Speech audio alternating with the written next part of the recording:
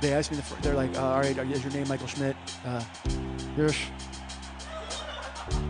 And they asked me a question, I'm biting my lip, and literally it's like Elvis is on a lie detector test. Say, man, I didn't take nothing.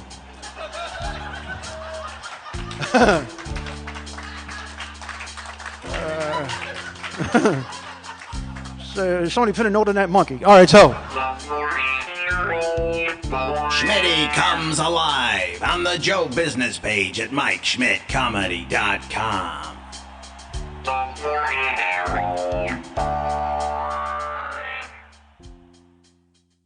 Oh, yeah. I am awake and alive.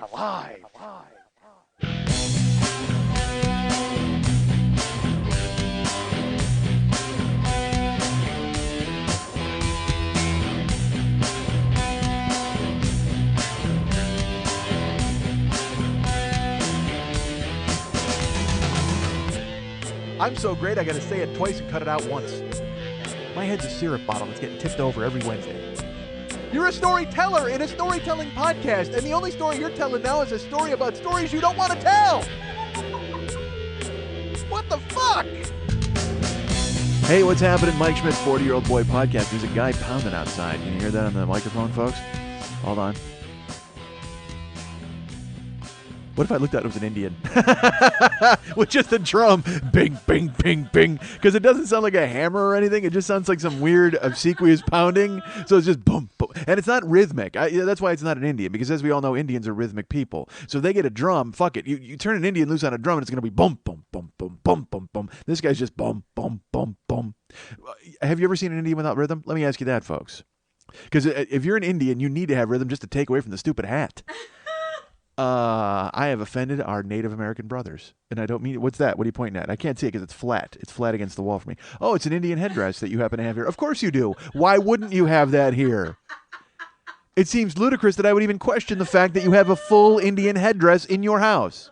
And you've cryovac it, so it's like smashed into a bag. That's the way to treat those things. Those people, those hats mean something to those people. Is that a hat? I don't know if it's technically a hat. You know what I like? I like the idea of it as a hat because I like the idea of like an Indian family living in a teepee and like the Indian chief comes home from work and he takes it off and hangs it on the wall. He's like, oh man, I had a tough day out chasing buffalo. Let me get this hat off. And have you made any sort of corn for me today? Or as I like to call it, maize? Another day, another wampum. All right. Those people, and I call them those people because I'm very comfortable in, you know what, in this country, in this world, there are very few people you can now still refer to as those people. Indians are it. That's it. I'm sorry. Those people, because you know why? They live in postage stamp size farms that we give them, and they still sleep under like tarps. They're like cars. The Indians are like human cars. They sleep under tarps in the middle of the desert. Is it the desert? No, we've given them lush farmland, I'm sure, because we're nothing if not a good people. We're a very wonderful country who went ahead and said, hey, thanks for keeping this place warm for us. Now go take a driveway and put a fucking tarp on it and sleep on it. Hey, what do you guys eat? Buffalo? We're going to murder all of them. Is that all right? Not a problem, right? You guys were here first, but it's, finders keepers, and I guess that would make you the losers, and I guess you'll start weeping, right? No, stop crying. I'm very sorry. Look, again, here we go. Here is a front yard, and go ahead and put like a buckskin in it and sleep in it. Would you do that for me? And if you get the chance, set a fire and tell your friends 100 miles away exactly what's in for them. What they're in for when we show up there. That's the plan. We're all going to get together. We're going to drive 100 miles and do the same thing on your friends over there. Unless you decide to dance and it rains on us. You could do that. I understand you people you're musical people and you do that sort of thing. Again, with the rhythm. If you listen outside, there's that dude. What if it starts pouring rain? How fucking genius would that be? We look out, there's just one dude, and there's another dude hopping around. You got to give him your headdress. That's what you got to do. That dude's outside just waiting. That's the component. If we had a drought and that dude's out there pounding, all they need is your headdress. You got to get out there and help him. Squaw Lily. Sacagawilly. That's who you are. Get out there, Sacagawilly, and help these people. All right. Or help those people. That's right. We've already clarified that we can call them those people. Indian's a bad word, right? You can't say Indian. They don't like it. They like Native American. Even though they don't even like that. They're like, if I was them, I would just say, call us rape victims, honestly, because that's what you did. You came in here and you took away the whole Cherokee Nation. And you put us on this reservation. You took away our ways of life, the tomahawk, the bow, and the knife. You took away my native tongue. You taught English to my young, goddammit. That's right, I go aggressive. I'm not even the passive Indian voice. I'm the aggressive Cherokee voice now. But someday, folks, when they learn, Cherokee Nation will return. That's right, you heard it. It may have returned downstairs. You may actually hear the drum down there.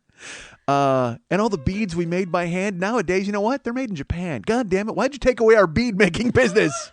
Is that the Indians' main beef? Hey, we used to make beads and now you took those away, you dicks. Bullshit. There's got to be bigger complaints. The guys who wrote that song needed to find better complaints from the Indians. Hey, you took away our land and you took away our profitable bead-making business and sent it overseas to the Asians. See, that's what we do as a people. As a white people, we pit minority against minority. Although, as we all learned 2 weeks ago, white people no longer the majority. I've heard we're now the minority. So you know what that means. Eventually, the Indians take away our bead-making capabilities and send it to Japan. What the fuck? Now we have that to look forward to. Aggressive white men who've ruined everything over 200 years. Way to go. Way to ruin it for me, a white guy who actually enjoys Indians. Not that you don't enjoy Indians. I don't mean to cast aspersions on every white person. We all enjoy Indians with their feathers and their dancing. Again, that's a terrible word and a bad word. And they do other important things now, don't they? There's got to be some guy out there named Johnny Running Sparrow who does something important. All right. But Indian's bad. It's like midget, right? Isn't it like the midget of people? Because you can't say midget because they get pissed. You can say midget to midget. Fuck midgets. You know what? Bring it on, tough guy. You want some of me? You too. You know what? You know what my worst nightmare is? Midget Indian. That guy's got to be furious. How angry is that guy? There used to be midget Indian wrestlers. There was a wrestler fuck, I can't believe I remember this. There was an Indian midget wrestler named Sky Lolo. And he would like, yeah, oh yeah. That was the thing. Back when when pro wrestling decided, you know what? We don't give a fuck about anything at all. You looked him up? See, there he is. Thank you. You know who else? Little Beaver. Look him up. He was a real guy. How sad. Look, folks, right now, I'm going to tell you this. You need to sit down and reevaluate your life if you can pull two midget Indian wrestlers out of your skull at any time. I just pulled out Little Beaver and Sky Lolo for no reason. I just dropped because midget again. They have to be the most furious, and you know what they would look. Midget wrestlers are bad enough, all right, because they're biting guys on the ass all the time. Dude, WrestleMania. I think WrestleMania 3. I don't remember. King Kong Bundy fought against Hulk Hogan in like WrestleMania 2. I actually was at WrestleMania 2. They did it in 4 different locations. I think Los Angeles, New York, and Chicago. I was live at the Chicago one when William the Refrigerator Perry won a battle royale. It was awful, folks. But I think WrestleMania 2 is when Hulk Hogan fought against King Kong Bundy. But then, like the next year, he was in the main event. All right, it was Hulk Hogan against King Kong Bundy, which was a big deal for wrestling and whatever the fuck. But then the next year, King Kong Bundy had fallen so off the radar, he was in a mixed tag team with midgets. It was like King Kong Bundy against perhaps the Junkyard Dog, maybe Hillbilly Jim, I don't know, some wrestler from the 80s. And they were tagged up with like Sky Lolo and Little Beaver. And the best part is, because the whole time you're watching it, all you're rooting for, because King Kong Bundy, let me describe King Kong Bundy to you. He was probably 6'8", and he weighed about 475 pounds. He was and shaved so bald. You know who he looked like? You ever see Stir Crazy? The movie Stir Crazy? There was an actor who played Grossberger, who was the gigantic white guy with the bald head, who all of a sudden then busted out a song in the middle of the movie, and you're like, holy shit, Grossberger can sing. It's amazing. But King Kong Bundy looked like a real Grossberger, like in real life, and still does, by the way. King Kong Bundy's still out there on the circuit. He's still fighting. Look, he hasn't made his way back to the top. He'll get there eventually, folks. King Kong Bundy's fuck Mickey Rourke. King Kong Bundy is the wrestler. Living in a van with his own action figure on the goddamn dashboard. Oh, I loved The Wrestler. What a sad movie. Brutal. This is a brutal movie. I sobbed. Horrible. Did you watch it? It was horrible sad. Oh, yeah, it's horrible sad, certainly. Sacagawea coming through with a horrible sad. That was I talking about? King Kong Bundy. So the next year he winds up in this mixed tag team, right, where he's fighting against Indian midgets, and the whole time you're watching it, all you're thinking is you're just like, oh my God, please let King Kong Bundy fight the midgets. I pray for it, because forever. Whenever you watch wrestling when I was a kid, they would bring in the midgets as like weird entertainment, okay? And they would wind up having a midget fight, and then they'd bite the referee on the ass. And then there would be they'd run around, and the whole point was like, look at these tiny guys in their short pants. That was the whole thing behind it. There was no competition for midget wrestling. And I've told the story on here about, like, because now there's midget wrestling that's like hardcore. Did I tell that story? It's Mex's story. I don't know if I should tell it. I can't tell it. Well, fuck it. I can tell it. I mean, Mex won't care, right? Unless he gets a podcast, when he's like, this whole time, he's like, you know what? Mike is my bulldozer into the podcasting industry. And then I put together my show and I tell my midget wrestling story. I can't wait. You know what? I'll have to get the high sign from Max. I can't tell his story.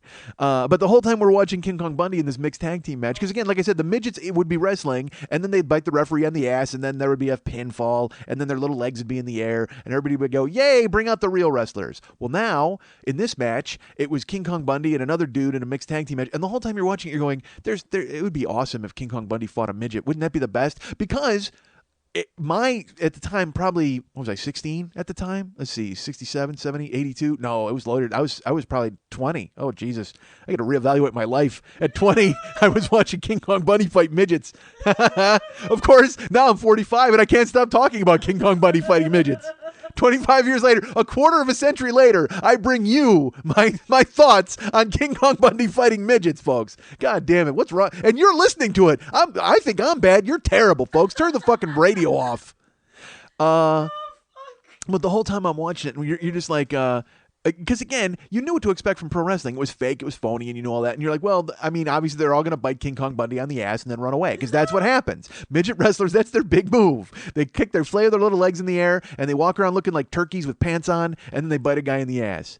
Because they do, that's exactly what they look like, is turkeys with pants on. Midgets, because they have that, like, the fat upper arm and then the lower, and it tapers off into like a weird turkey leg. Midgets look like, they look like turkeys with pants on. All right, not pants, shorts, Speedos. Oh, Speedos. You ever see a turkey in a Speedo, folks? I have. His name was Sky Lolo. All right, so the midgets are fighting and King Kong Bundy's there, and the whole thing is the midget would be in the ring fighting, and then they would tag their big guy partner, and the other midget would freak out, and he would run over to the corner and tag his big guy partner, and then a real fight would happen, and you go, good, let's get to the real fighting and fuck these midgets. But the whole time you're kind of hoping that King Kong Bundy would battle a midget. And by the way, when I say hoping, I don't mean just during the actual match itself. I mean, for years before that, you would spend going, oh my God, how great would it be if King Kong Bundy fought a midget? The second I saw him, literally the second I ever saw King Kong Bundy in my life, he was actually at Atlanta, Georgia, and he was part of Paul Ellering's Legion of Doom stable. And it was Rick Rude, King Kong Bundy, and the Road Warriors, and the Spoiler. The Spoiler was part of it. I love the Spoiler. Dude, the Spoiler was this guy. He wore a mask, so you didn't know who he was. And I just loved, because there were all sorts of dudes in masks, Mil Mascaras and shit like that. But there was a guy named the Spoiler, and I just loved the name. It was like, who the fuck thought up the weird name, the Spoiler? And then he had a way of walking on the ropes. He would, like a spider, or like a cat, he would actually climb, and he was a big dude, the Spoiler. What was his real name? Don something. You're gonna Google the Spoiler? Just Google like the original Spoiler, and he'll come up, because he also had a nondescript mask. There was this dude named Mr. Wrestling 2, by the way, Don Jardine. There you go. And Don Jardine is famous for not only being the Spoiler, but he was a wrestling teacher, and he was the guy who taught Mark Callis. Who first, when he started wrestling, was Mean Mark Callis, but has now moved on to being The Undertaker. That's right, I let you people shout it out at home. I'm sure you all knew that. But Don Jardine was the guy who trained The Undertaker, and when you watch The Undertaker, he does some of the Spoiler shit. He doesn't now because he's made of fucking iron. I mean, it's like literally his whole body is fused together. He can't move. He's a zombie because he's been fighting for years. But Don Jardine would walk the ropes, and he would put his head on a guy's hand, or his hand on a guy's head, and like a claw, like a spoiler claw, and then he would walk the ropes and then jump off and pin the guy. I can't even describe it, because you saw guys do all sorts of stupid bullshit wrestling moves and stuff and power moves and everything, and there were no real high flyers when I was a kid, except for Snuka. Snuka would come off the top rope.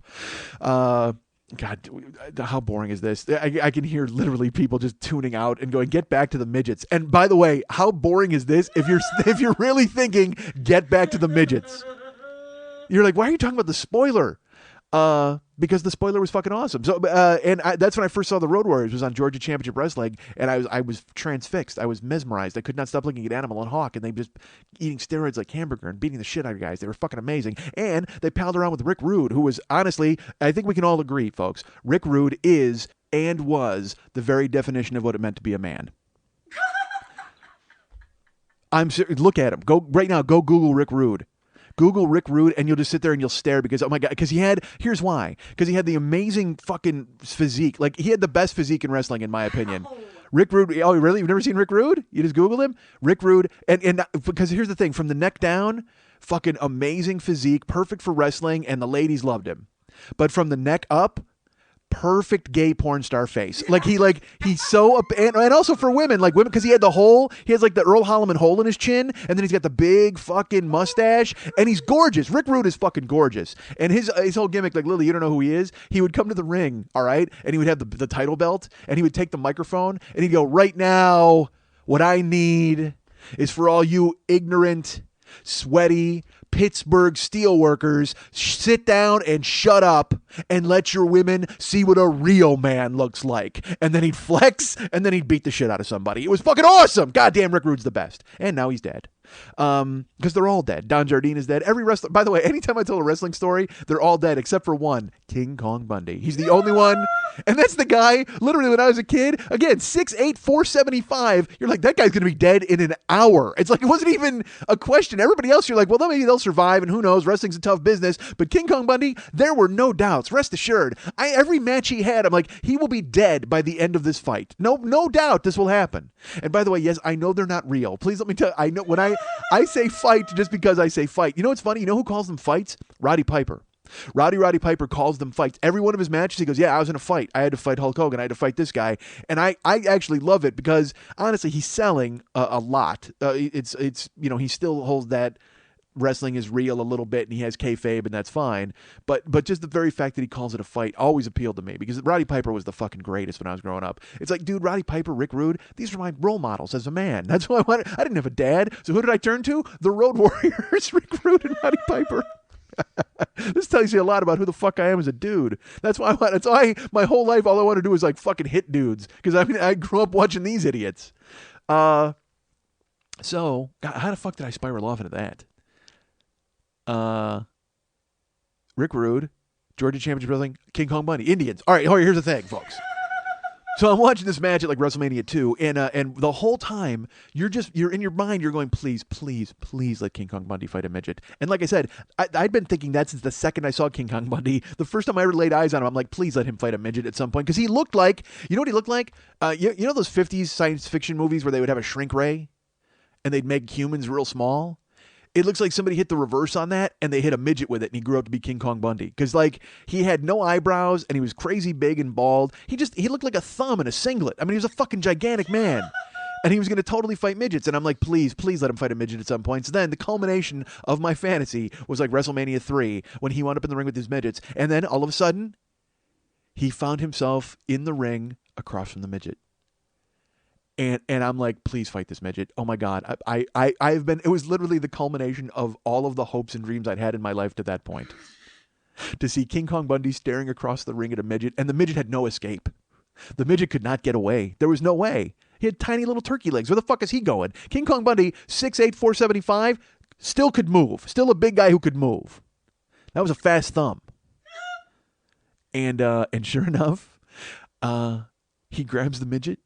He gets his hands on him, because that was the whole thing. Is like the midgets are always quick, and they'll bite you on the ass and they run away or whatever they do. They waddle off, and then their little turkey timer pops out, and they're done. They got to go take a shower. That's it. They usually escape, and everything's fine, and all's right with the world. But not this time.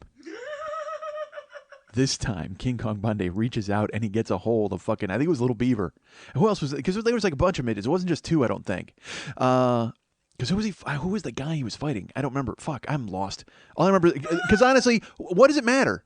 It was King Kong Bundy against midgets. I don't give a fuck who the other regular-sized person in the ring was. I don't care. Because King Kong Bundy, I think the Haiti Kid was there. That was another midget. That was the thing, is all the midgets had these racist fucking identities. There's Sky Lolo, Little Beaver, Haiti Kid. There was never a midget named Roger who got to fight people. You know what I mean? It was like, Roger the midget is here. Although that actually works, Roger the midget. And dude, that would be a great name for a real-size wrestler. What if there was a guy who, like, he thought that he was a midget, like in his brain he got hypnotized, and so he thought he was a midget, and he wrestled like a midget, like a grown man who bit guys on the ass and then ran around? Oh my God, do this, it's perfect. Actually, it's not perfect, because all that time is gone from wrestling. And back in the old days, that would have been perfect. A guy who was hypnotized and thought he was a midget, because they used to have a guy named the Red Rooster, Terry Taylor. They made Terry Taylor cut his hair in a red mohawk and pretend to be like a rooster. Like he would do a chicken scratch with his foot before his big move, and it was terrible. It was just because Vince McMahon used to do that shit to humiliate guys. That's why everybody thought when King Kong Bundy was fighting the midgets, they thought it was punishment. I say fuck it. I say it was the culmination of life's work. So fucking King Kong Bundy reaches down and he gets his hand on Sky Lolo or Little Beaver, whichever one. I think it was Little Beaver. And he grabs Little Beaver and he lifts him in the air. And it was outdoors too. I remember that it was in this crazy, because WrestleMania 3 was in a really huge, or was it outdoors or was it in the Silverdome?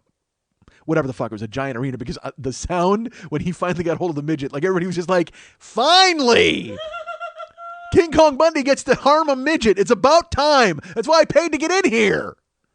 I'll be honest with you folks right now. That's kind of why I pay to get in anywhere. Hoping beyond hope that at some point King Kong Bundy will show up and harm a midget. This is why I pay to get into any venue in the world. Movies, concerts, sporting events. I'm praying at some point King Kong Bundy will sprint in. And you know what the closest I ever got is like when you watch Jackass the movie and then they dress up who's the fat ass? Who's that guy? I went up against him for the Malcolm in the Middle part. God damn it. Well, there's Wee Man. And they did a sketch where the fat dude was chasing Wee Man like naked through the streets. That's the closest I've ever come to being in a venue where King Kong Bundy ran and chased a midget. That's the closest I've ever been. And you have no idea how excited I was when it happened on screen. I'm like, oh my God, oh please. So that's why I pay to get in anywhere. Just praying, hoping beyond hope that at some point, how great would it be? You know what culminates this entire podcast? If I play Cleveland next year, go to an Indians game, and in the 8th inning, sprinting out through the outfield, King Kong Bundy chasing a midget. Oh my God, I kill myself. At that point, I die in my seat. I don't care ever again about drawing breath anywhere else in my life. If I'm at an Indians game and King Kong Bundy sprints across the outfield to chase a midget, holy shit, that's perfect. That's all I've lived for. There's no point going on at that point. It's a lot of points. So that's why I pay to get in anywhere, ever. So sure enough, the people go crazy. King Kong Bundy grabs the midget. And we're so used to disappointment in the wrestling world, folks. We're so used to midgets getting their way. Because whenever I would watch a midget, it was just a time holder. I actually went live. I used to go to Wrestling Live as a kid.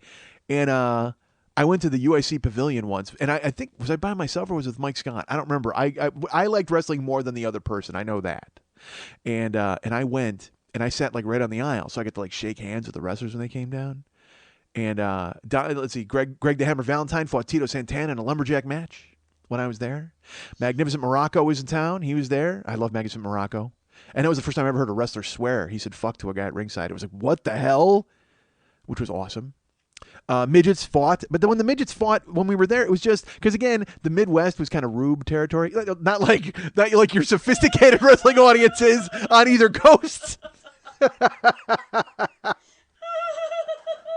Your discerning white wine sipping crowd who would go to the fucking wrestling guy out on the weekends on the coasts. Certainly, those people could not be judged compared to these toothless rubes in the Midwest, who would be constantly entertained by midgets. But sure enough, there would be, as a tiny turkey-legged sorbet, they would bust out the midgets in the middle of the wrestling. So it was a way to, because it was always a crowd pleaser, sort of.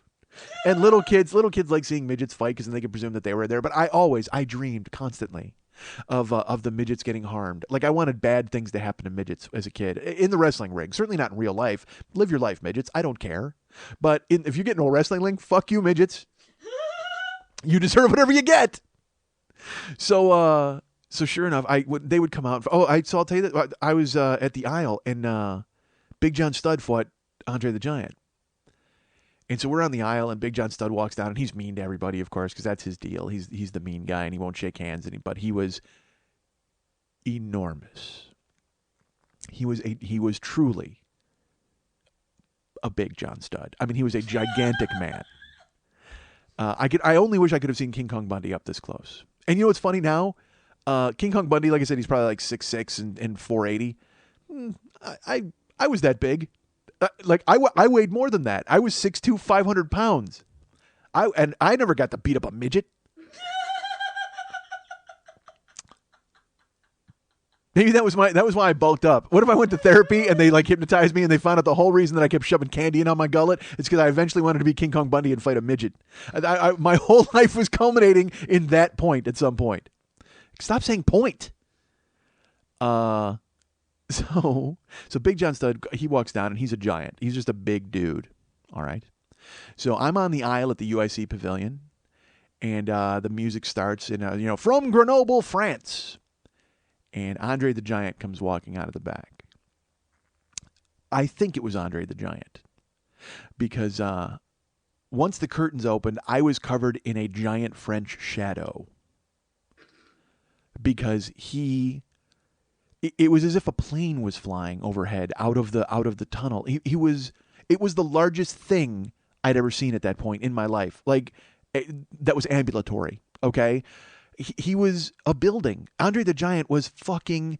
I used to tell people, they were like, well, what does he look like? And I literally stood right next to him and shook his hand, okay? He was as big as... You ever see those black filing cabinets that are big? Like, not small ones. In schools, they used to have them. They were a double-door black filing cabinet. Okay, have that wide, and then buy another half. Wow. And then... let it go to the moon. That's how big Andre the Giant was. He looked like a gigantic filing cabinet with a head. And not even a head. He looked like he had a planet on his shoulders. He was the biggest fucking thing I'd ever seen in my life. And he walked out, and he was shaking hands at everybody at ringside. And he put his hand out, and I put my hand out, and it disappeared. It enveloped me. And I can palm a basketball. All right, I have big hands. And that's right. I have big, elegant hands, folks. You'll see them on the road. I love hands. I've talked about that on here. I will, because your hands are, well, who cares? No one wants my philosophy on hands. But your hands, because your life's experience is contained in your hands. Seriously, like I will. Sometimes I'll just let water run over my hands and then like look at them and then like slowly. I'm an idiot. All right. I'm getting old, like wistful, weird. I'm a walking Hallmark card, folks. It's fucking depressing. You know what I like now? Quiet. How fucking terrible is that? I like it quiet.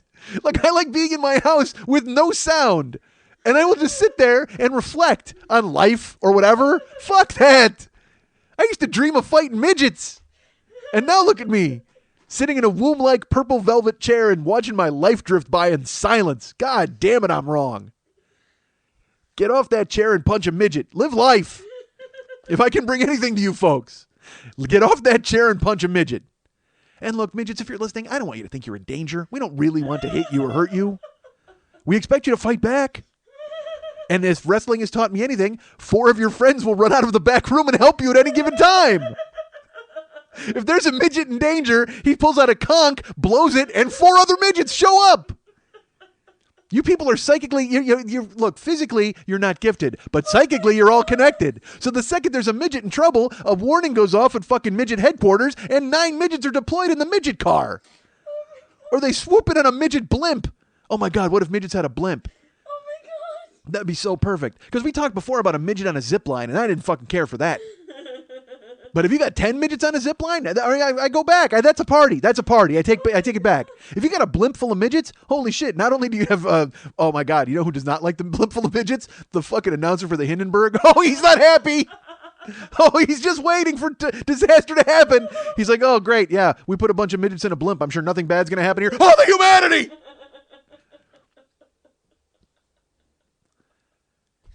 If you put double figure midgets on a blimp, nothing good is about to happen. So Andre the Giant walks out, and I have, like I said, I can palm a basketball, man. I got a big hand, and he puts out a fucking hubcap with fingers, like a manhole. I mean, it was the biggest hand. He's just large. He's large. I'm Shelley Duvall. That's who he is. He's large. Oh my God, that was the worst ever rip I got as a kid. I told that story on here, I think. You know Popeye, the movie, 1980? Robin Williams, and Shelley Duvall was singing about Bluto, and she was kind of like trying to convince herself that she loved him. And she's like, he's large. He's virile. Like, it was this awful song, and it's Shelley Duvall, so it's creepy. But I was on the school bus once, and I was one of those things where we were all like ripping like back and forth, like, you know, and I who was it who got me? Was it? No, because Bill DeVries I played football with. I didn't go to school with him. Was it him who did it to me? I don't remember. Folks, I've compartmentalized all of my horrible childhood insults. They only come to me in the silence of my living room as I sit in my purple chair and I think of my life drifting by. But there was a fight, and I had gotten the best of somebody. I had insulted them and made them and got a big laugh or whatever. And then it was very quiet. There was it all died down, and the other guy just went, "He's large," because I was a fat kid, you see, and that was the knockout blow that he needed to win that. And I could do nothing but sit there because as you're at 13, you're like, I am large, and you win. I mean, there's nothing else to say. Because it was the 2-word burn that fucking buried me and ended everything. He's large. Oh, brutal. I can still hear it. And not in Shelley Duvall's voice. Believe me, that was creepy. Even creepier. A guy making fun of you on the bus with that 2-word phrase. Yikes. So, I met Andre the Giant at UIC Pavilion. He's a giant man. He goes in and fight Big John Studd. I know you're wondering who won. I believe it was a double countout. Because the whole thing was, at the time, John Studd had a thing where he was going to slam Andre the Giant and win like $50,000. I'm sorry, John Studd had a bounty out on himself. No man could ever body slam Big John Studd. No man. And in the ring, Andre almost got him up a couple of times for the slam. And then John Studd would run away. There was interference because Bobby Heenan was there. Oh, Bobby the Brain, awesome. Why am I talking about old school wrestling? Jesus Christ! Literally, last week's show about religion was less offensive to people than me talking about wrestling. And by the way, that show helped me a lot at home. All right. Yeah, I can't. I don't. I'll, whatever.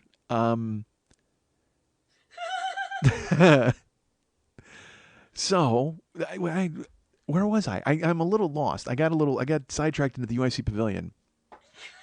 Sidetracked with midget wrestling. Midgets. Well, I never finished that. So, dude, you're watching the fucking match, WrestleMania 3, and I was on, I watched it on, I think I went to the closed circuit TV of that, because they did a thing where they used to show things on closed circuit. Yeah, I did. I paid to go see it at closed circuit. Me and maybe the Ripper went, I think.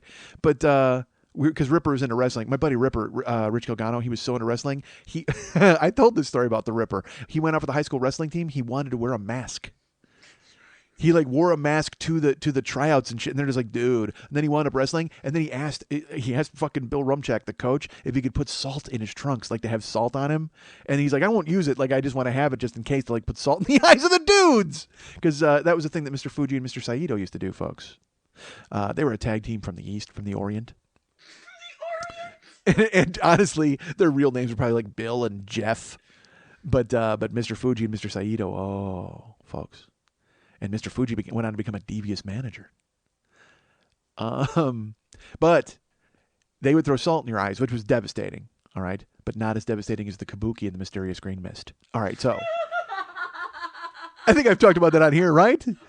There was a wrestler named Kabuki, and he would spit mysterious green mist into people's faces, and that's what it was called. The mysterious green mist from the great Kabuki. He would do this thing where he would spin around in the ring. He had, because he was Asian, again, folks. He's from the Orient, so he had a lot of mystic ways that none of us understood. So he would stomp. He would do this thing, and he would stand in the ring with his hands over his head, and he would spin, and he would disable his whoever he was fighting with some claw or some Asian bullshit, and the guy would fall down.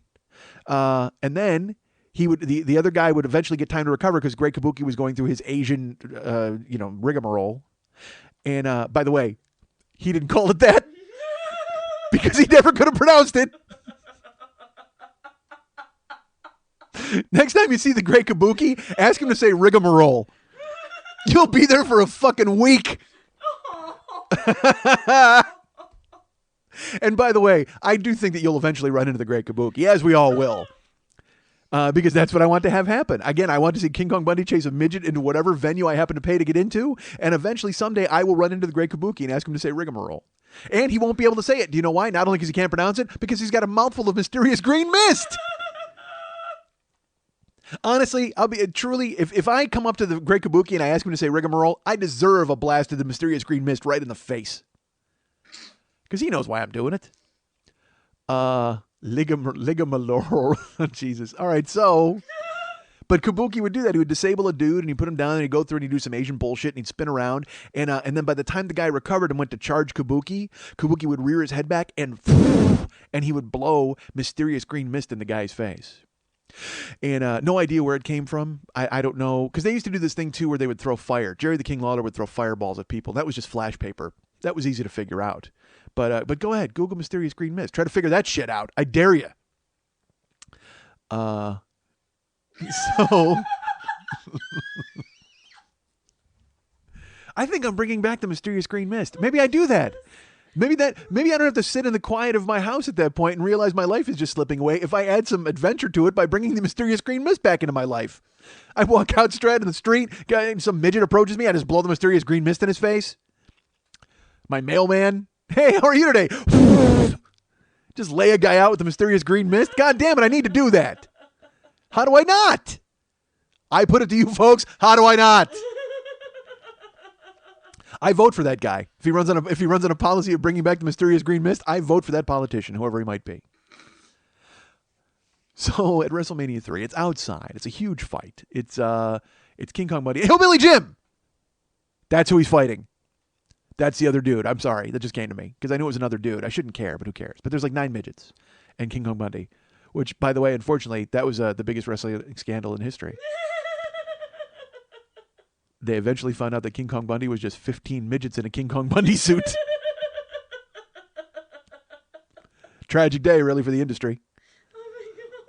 But it kept them working, because everybody's like, where are all these midget wrestlers going? Because they kind of fell out of favor. As I mentioned, on either coast, they were never received very well by those people as they sipped their Chablis and waited for their next match. But in the Midwest, we loved them as if they were our own children with turkey legs. But then eventually they disappeared. They stopped getting work. It dried up. You know why? Because they went ahead and found a King Kong Bundy suit and climbed into it. 15 midgets. It was just like a Voltron of a fat wrestler. All right. I literally, Google should pay me. Google should pay me money because people who have no idea what the fuck I'm talking about. I will tell you this. This is funny. I did the Freedom Rock thing a couple weeks ago where it came to mind and I just did it. And I could not stop laughing. Because I just assume shorthand, everybody knows what the fuck I'm talking about. So on the Joker's page, on the fan club page, a guy posted a link to the Freedom Rock commercial, and he goes, "Thanks for this. I could not stop fucking laughing." And then Catherine, a friend of ours from Toronto, posted underneath it, "Thank you for posting this for those of us who had no idea what the fuck he was talking about." Because again, to me, Freedom Rock is just this shorthand. Like, yes, absolutely, that happened, and it's in everybody's fucking bank. But everybody, no. Oh, I guess not. I guess nobody else has a head full of midgets. Whatever, or hippies selling fucking bad records. So yeah, but I make these shorthand references. But Google should fucking pay me because people are going to be Googling King Kong Bundy and midgets and all this bullshit, and then eventually they're going to Google Voltron. What the fuck did that mean? It was like a Voltron of a fat wrestler. Wait a minute, what's this now? We're busy looking up midgets and King Kong Bundy and Sky Lolo and Little Beaver and the Haiti Kid and every other. Just put in racist midget. I'm sure it'll just a wrestling ring will come up on Google. And then Google Roger the Midget and find out if that gimmick has been stolen yet because it's my gimmick. All right, so in WrestleMania 3, King Kong Bundy, he's fighting all these midgets. There's 100 of them in the ring. That seems high, but I'm waiting for him to get his hands on one of the midgets because again, he's fighting against Hillbilly Jim, and then there's a passel of midgets just running around and doing the same thing, biting you on the ass and waddling around on turkey legs, and then all of a sudden, King Kong Bundy gets his hands on Little Beaver, I believe it is. And the announcers at the time were Gorilla Monsoon and I believe Jesse the Body Ventura, who was bar none, the greatest announcer in the history of wrestling. Jesse Ventura was fucking hysterical. Bobby the Brain Heenan also hysterical, but Jesse Ventura had more of an edge to him. Like Bobby the Brain Heenan kind of would lean on a lot of shticky stuff, even though he was still funny. But Jesse the Body Ventura was fucking great. And he would root for the bad guys. That's why I loved him. And then and like in a weird way, like this really fucking crazy way where he would, and also he wanted King Kong Bundy to beat up the midgets. That was the thing I remember the most about it was he was going crazy. Like he was dead. And I think he actually said that at one point. He's like, I just want to see King Kong Bundy get his hands on one of these midgets. I'm like, yes, thank God. That's the body talking, folks. So King Kong Buddy gets his hands on Little Beaver, and the place goes crazy because we're used to real people getting their hands on the midgets at some point. Real people seems like midgets aren't real people. They are real people. They're just real short people. All right. That's awful. All right. So, boy, if they sold midgets iPods, I'd be in so much trouble. All right. They're not allowed. Midgets go into the Apple store and they're like, I would like an iPod, please. They'll like put out your hand, and they put the iPod in their hand and it's too big, and they go, can't have it. They have to buy shuffles. And nobody puts a podcast on shuffle, especially not this show. You put 2 episodes in and you fill up your whole shuffle. All right. So maybe there's midgets who hate them. Maybe self-hating midgets. Maybe they listen to the show on shuffle. Like literally just have this and short people, and they have it on shuffle. That's it. That's all they listen to all day. And Cherokee Nation. Why am I fascinated with midget Indians? Listening to Cherokee Nation. Oh, and by the way, you know who makes fantastic beads? The great Kabuki. Makes them by hand, because he's from Japan. Take that, Cherokee Nation. Midget Indians, there has to be a short word for that, right? Like Mindian. Isn't there something? There's got to be, or Idgets. We got to figure out a word for midget Indian. Idgets. I like that. Indgets. There you go. Indgets. Wow. I am going to be beaten up and scalped. At this point, midget should kick my ass and then scalp me just to make a point. Midget should do that just to throw everybody off the trail. They'll be like, look, it looks like the Indians got him. And the midget's just in the fucking bushes rubbing their tiny hands together. Why would they hide in the bushes at the murder scene? They're going to investigate. Go home after you kill me, midgets. Don't hang around and wait to get caught. See, this is what's wrong with you midgets and your murder plots. All right. That's why you're constantly pinched for murder. Because you hide at the scene. And they see tiny footprints. You leave tiny footprints everywhere, midgets. Midgets? Minge is actually, that's a whole different thing, actually. Minge is pussy in England, right? Minge? Think so. If it's not, it ought to be. Run with it, England. That's right. There's whinging and then there's minge. And look, folks, I don't care what country you go to. I will know the word for pussy there. Go to Ireland? Oh, pussy. Of course that's what it is. So, folks, what was I talking about? I was talking about midgets. I know I was talking about them. Oh, all right, so in the match. Jesus. I don't believe me. I have no idea why I'm talking about this. None whatsoever.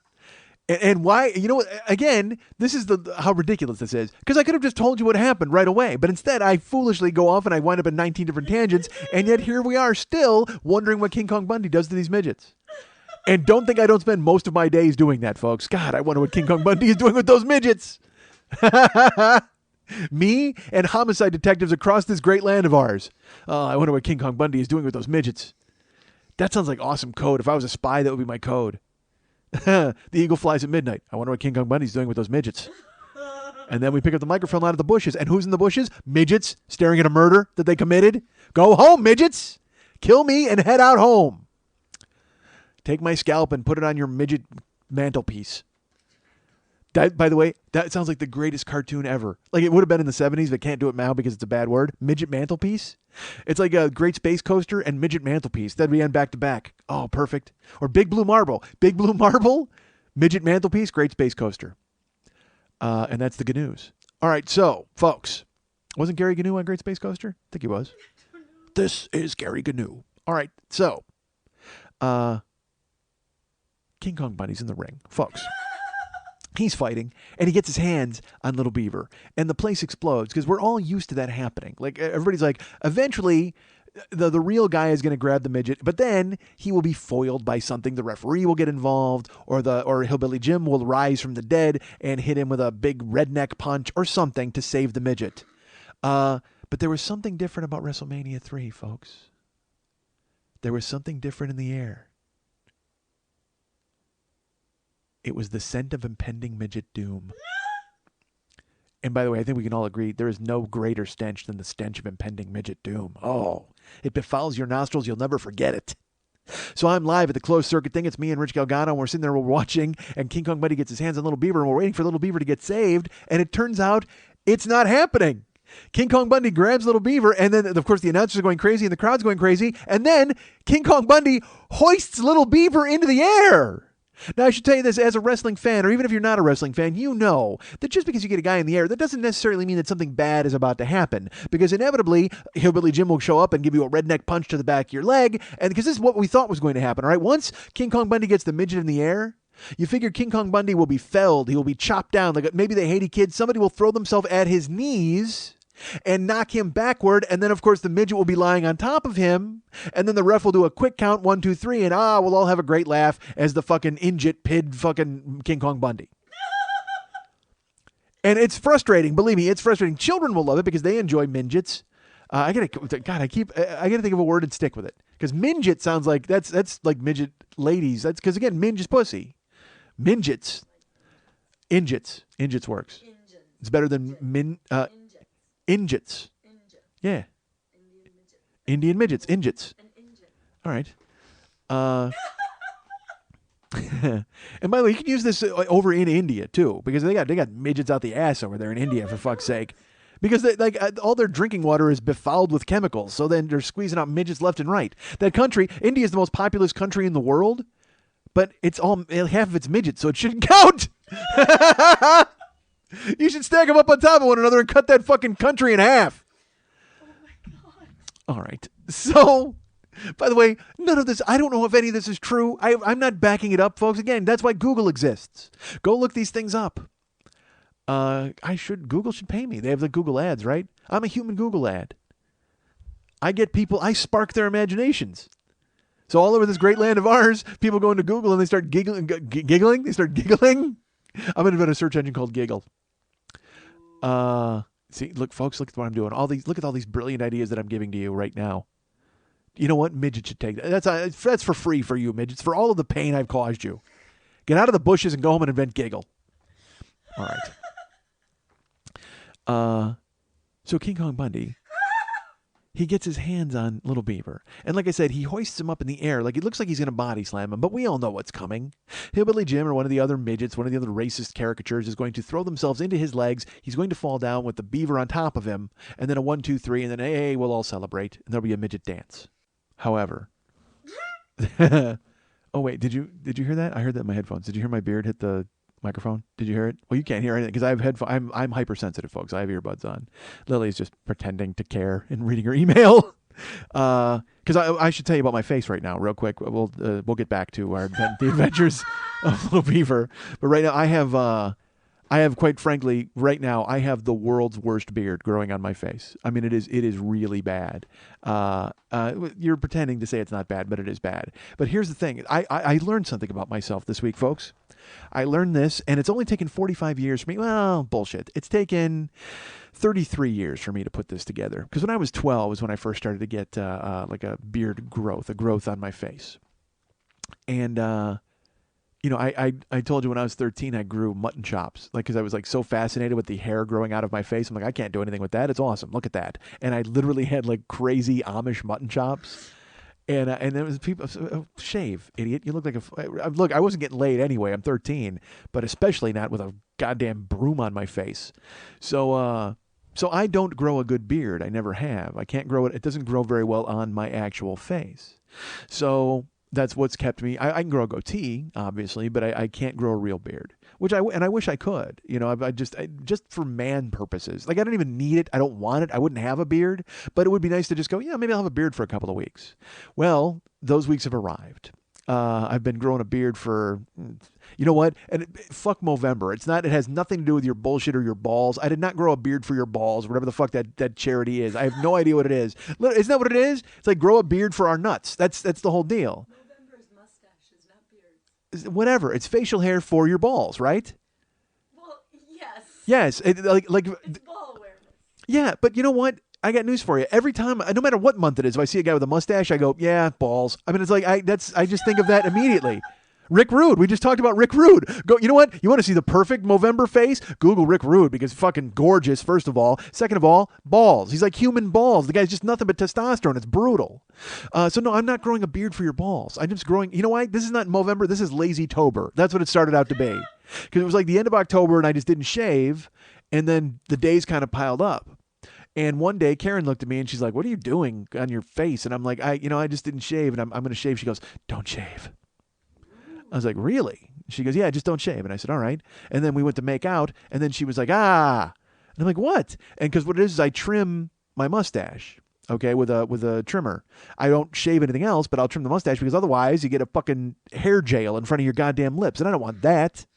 But I don't need a fucking soup strainer is my point. And she's like, "Well, what did you do? It's all sharp." And I'm like, "Well, you got to trim the mustache." She's like, "Maybe you shouldn't." And I'm like, "Well, I can't let it just grow and look ridiculous. I'll look like fucking Peter Sellers in a fucking movie." When he was dressed up as the many faces of Dr. Lau, or whatever the fuck he was. So, by the way, you know who could make beads? Dr. Lau. Fantastic bead maker. Of course, he's from Japan. He could make them by hand. Take that, Cherokee Nation. So, and Peter Sellers was English, but still dressed up as an Asian guy just to make beads. Fuck you, Indians. That's right. The English don't like you either. I mean, I'm not saying I don't like you. We like you, but we just took your land. All right, so. By the way, when Americans, when they came down to town, like Plymouth Rock, and then they killed the Indians and they stole their land in the bushes, who was watching? Indgets. So, I have this horrible beard on my face, and I have a show coming up. I'm in St. Louis this week. And the good news is I've sold no tickets, so nobody will see this beard. I don't know if that's good news, but I can't decide whether to shave before I go. I'm on a plane tomorrow morning. I should tell you, I'm recording this Tuesday, folks, because I'm on a plane tomorrow morning. So Lily was nice enough to accommodate me on Tuesday. I was supposed to be here. Fuck, what time is it now? It's like 4 p.m. It's 5. It's 5 p.m. I was going to come here because I went last night to the Prince erotic titty show at Monday Night Teas.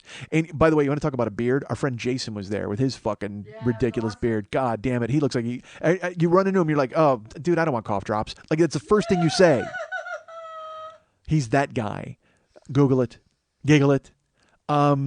So it was funny because when Mex drew, he donated a Kickstarter and Mex had to paint him, and Mex painted like me hanging from his beard. It's like that prominent, and it's huge. It's like, you ever see Jim the Anvil Neidhart with that beard? Or imagine that multiplied by like 1,000 times. I have to bring this back to wrestling because you folks, I couldn't go another minute without talking about a wrestler.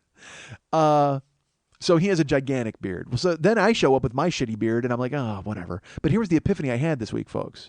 I was looking in the mirror in silence, as I told you. In my house, it's quiet. And I was like kind of scratching my face. And I pulled up my face. Here's the thing. Remember I said I can't grow a good beard? That's a lie, folks. I can grow a good beard. But because I have a fat head, gravity prevents it from looking like a beard. If I was a normal fucking person with a normal shaped head, my neck beard would be on my face where it's supposed to be, and I would have like a real... I'm trying to do it now. I'm trying to pull up my face so Lily can see. See, I'm not wrong. No, don't take a picture. I'm not doing that. But yeah, it's like if I could adjust the skin, like, because I'm a melting candle. I mean, my whole face is just dripping off. But if it was like normal and you could see cheekbones in my real face, if I lost weight, I'll bet I would have like a real beard. But my whole life, I've had a big fucking St. Bernard face, so I can't grow like a beard on. It doesn't look like it grows on my face because I have a fucking vicious neck beard. But if I was upside down, I'd have an amazing beard. So I was kind of taunting it around. I'm like pushing my face around, trying to figure it out. And I can't decide whether to shave, like I said, because I'm going out of town. And the thing is, I want to be lazy and not shave, but at the same time, I know that I'm going to be taking a shit ton of pictures when I'm not a shit ton. That seems high for 20 people. But I'll be taking pictures with people and then they'll be putting them on Facebook, and you'll see my horrible neck beard. So I can't decide whether to shave it. What do you think? I'll throw it to you, Lily. Leave it. But it looks awful. No, it doesn't. Meh. Folks, what do you think? Let's make them vote. Should we put it on Facebook? God, I love interactive show. All right, let's do that. That's fun. Because I wanted to do it a couple of weeks ago and we didn't get to do it for something. What was it, the clip or what? I forget. Actually, we did it once and I loved it so much. Like, I want to do it every week now. I want people to vote while I'm on the goddamn actual show. So I guess what I want is a radio show. I think that's exactly what I want, because I want people to be able to call me and do things in real time. I don't know, this stagnant thing of when I record and then you hear it 3 days later, that's not for me anymore, folks. I need immediacy. I need to start doing this show live and recording. I need a live studio audience. That's exactly what I need. And then we wouldn't have to bother with the middleman of Facebook. I could just say, should I keep this beard, folks? And you'd all yell yes or no. And then I would just do whatever the fuck I want anyway, because that's what I do, folks. You are aware of that, right? No matter what you say. You know what? We should put this on Facebook. Should we do that? Let's put it on Facebook for people to vote. And by all means, I go ahead and vote. But please also know that I'm going to do whatever the fuck I want. You know that, right? We know that. Are you going to post it or should I post it? That's right. I'm waking you up. She's so tired and out of it, and she doesn't want me here in her house. And so now I'm doing this mainly to keep you awake. Literally, I'm coming up with this concept just so you have something to do, so you don't fall asleep there in that fucking chair. So Post it on your page. On my page, or should we go on the fan page? On my page. Well, so then I type it. So wait, so then you're not even doing anything. I just said I was doing this to keep you awake. Now you just want me to shut up and type it myself so you have like another minute to nap. God damn it. You're so out of it today. She was out late. Like, because did I tell you that I was supposed to do the show? Did I mention that? Folks, here's the thing. It's Tuesday and it's like in the afternoon, and I've said that already, but did I mention I was supposed to be here at 7 a.m? All right. Fuck. Lily had her show last night, the Prince show, and then I said to her last night, I go, hey, I'll be at your house around 2. She goes, wait a minute, I got stuff to do tomorrow night. I said, yeah. She goes, so you were coming over early in the morning, remember? And I said, oh, I didn't remember that. Because I have not been sleeping. I've been sleeping like 4 hours a night, which is, I'm going to tell you, not good. And I'm looking forward to crashing on the fucking plane to St. Louis tomorrow. Well, that's, again, the wrong word to use. I'm looking forward to napping on the plane to St. Louis tomorrow. So last night, Lily said to me, she goes, hey, man, you got to come to my place early. And I said, how early is early? She goes, 9. And I go, what's the earliest I can come? She goes, 7. I go, I'll be there at 7. So then I had to leave the Monday Night Teas last night and go to work. And I'm at work sitting there and I'm going, and I could barely keep my eyes open. I had to drink a Coke the other night, folks. That's how bad it is. And I could barely keep my eyes open. I'm so fucking fatigued. And finally, at like 2:45 in the morning, I texted her. I'm like, you awake? She says, yes. Now, she knows I'm supposed to be at her house at 7. I have to be up. What the fuck is she up? So I wrote her and I said, you want to call me? She goes, you call me. So which was weird. I guess calling the shots. So I called her last night and I go, look, I will never make it to your house by 7. I mean, I'll be there, but I'll be so half asleep it won't even be funny. She's like, well, when do you want to do it? She goes, I have a thing tomorrow night. And I said, what's the latest I need to be out of your house? She told me. I said, all right, I'll be at your place at 2. And she was like, that's fine. And now here we are. And she's still tired. Now, that's, because again, she was up at 2:45. Imagine if I came here at 7. She'd have like a fucking winking, blinking, and nod stocking cap on and like footy pajamas, and she'd just be snoring. I'm going to stay up all night. Yeah, I know. Well, do you think that would be wise? You think you'd be in any shape at all to talk or listen? Yeah, because I wouldn't have slept for like 3 hours and then gotten up. I would have just still been awake and going, and then I would have slept for 5 hours and gone where I was going. Folks, go vote on my beard. Although this is, again, it's after the fact. Now the votes will come in silly. But in real time, if you have Facebook, folks, if you don't have Facebook, get on it. Look at the stuff you're missing. Oh, my God, look at the genius stuff you're missing. All you have to do is give them all the personal information that they want. They're like this unquenchable thirst. They have this it's like, you know what? Facebook is like the Titanic. And in the bowels of it, there's just all of us shoveling all of our personal information into the fires to keep it burning. And eventually, Facebook will hit the iceberg, and then all of our personal information will be stolen by the Russians. I don't know. I didn't see the end of the movie. I know that. I know there was an iceberg, and I believe the Russians got involved at some point. All of our personal information escaped on boats, and then Kathy Bates yelled at somebody, and Billy Zane shot someone. I don't know. I don't remember. So folks, I vote on my beard. Is there any voting? Is there any voting rolling in? All right. There's 28 comments. No, there's not. What the hell is wrong with people? Get off Facebook. You know what? I go the other way now, folks. Put your Facebooks away. Go live life. I tell the midgets to get out of the bushes. You guys get off Facebook. Trade places. That's what we need to do. You guys get in the bushes and let's get the fucking midgets on Facebook. Perfect. All right. So you typed it on my page and there's already 28 comments. Yes, she typed it on my page. I gave her my phone. I signed in myself. She doesn't have my personal information. Yes, she does. All right. I'm David Petraeus. That's how it works. I have 9 women who all have my personal information can type on my Facebook page. I never type on my page. I don't know if you're aware of that. On Wednesday night when everybody answers, that's not me. It's Lily. She answers everything for me. I'm sure you can tell. Yeah, that's perfect. You're in charge. Except for the typos. You're the boss. I don't care about typos. I care if I make them. I don't care if anybody else makes them. I used to. Although what I hate is, you know what I don't like? Because you make typos because you're dyslexic. What I hate is people who make typos, and then if you kind of gently point out that, there's not a Z in supermarket, they like make fun of you. Whatever, grammar police, idiot, Nazi, ha ha. No, I'm smart. That's what I am. I'm not a Nazi. But at the same time, I think you should be able to spell if you want to write in this country or use any sort of social media. And I understand that's not the case. Everybody's shorthanding everything. Eventually, just all of us will stare at one another and just say blurm. Literally, and we'll all know what we mean. Blurm. There will be no other individual like languages. It'll just be blurm, blurm, blurm, blurm, blurm, blurm, blurm, and you'll know what it means. Like Smurf. You know how the Smurfs always say Smurf on me? I don't know if they say that. Hold on a second. That sounds filthy. Yeah, you remember when Babette Smurf, what's her name? Is it Babette? No, Smurfette. She's Smurfette. Because that's the thing, is they're all Smurfs with stupid Smurf names. Fucking hate the Smurfs. Never got them. You know what, though? I did buy their cereal. Smurfberry Crunch, I think it was called. And it was like blueberry flavor. But it wasn't blueberry like blueberry. But it was blueberry, like it was too sweet. But Smurfberry Crunch is too sweet. Blueberry, however, perfect.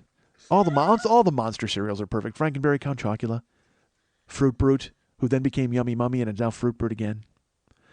Yeah, they made Fruit Brute into Yummy Mummy, and then I don't know why I like Fruit Brute. That's fucking genius. That if I had a gay bar, that's what I'd name it.